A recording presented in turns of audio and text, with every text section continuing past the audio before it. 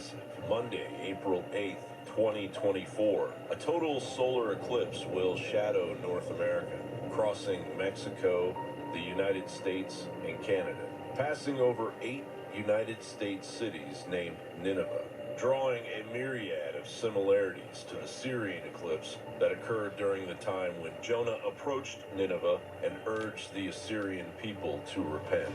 Mathematically speaking, the astronomy of an eclipse is a miracle. The sun is 400 times further from the earth than the moon. The sun is 400 times larger than the moon. And because of that, we can have an eclipse that God created as signs.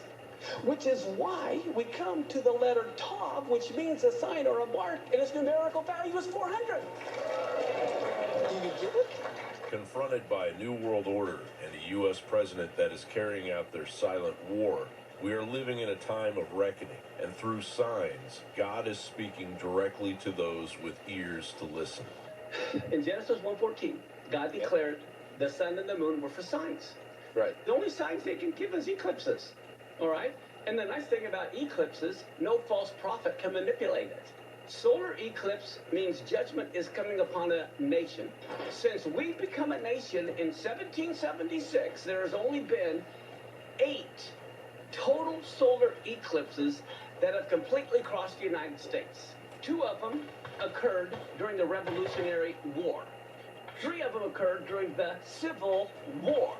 2 of them occurred during the Vietnam War. Of those 8, only 1, which was the one 7 years ago, it only crossed the United States and no other country. Exodus 4 and 8. Remember, April 8th. If they do not believe the first sign, which was on August 21st, 2017, they will believe the second sign. That said, why has Homeland Security been preparing to hijack this biblical event? The sheriff called me yesterday, and after he got done telling me everything inside this meeting that was happening, I pretty much was nerve-rattled after what I heard. Who's this meeting with? It's with Homeland Security.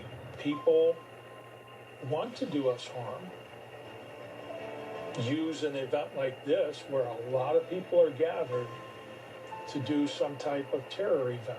The director of the Lake County Emergency Management Agency told me they've been preparing for the solar eclipse now for about 2 years.